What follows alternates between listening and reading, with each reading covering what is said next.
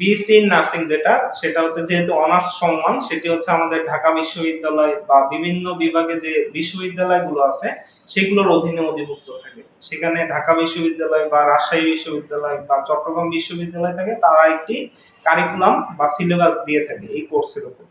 এই কোর্সে যেহেতু ৪ বছরের একটি course basic BSc in nursing, এটির হচ্ছে বছর ভিত্তিক বিভিন্ন সাবজেক্ট গুলো ভিন্নতা থাকে। যেমন ফার্স্ট ইয়ারে তাদের ফান্ডামেন্টালস অফ নার্সিং করতে হয়, অ্যানাটমি ফিজিওলজি রয়েছে, মাইক্রোবায়োলজি রয়েছে, তারপর হচ্ছে প্যাথোফিজিওলজি রয়েছে। তারপর সেকেন্ড ইয়ারে তাদের নতুন সাবজেক্ট গুলো আসে, যেমন হচ্ছে হেলথ অ্যাসেসমেন্ট রয়েছে সেকেন্ড ইয়ারে, তারপর ফার্মাকোলজি রয়েছে, তারপর হচ্ছে মেডিকেল সার্জিক্যাল নার্সিং রয়েছে।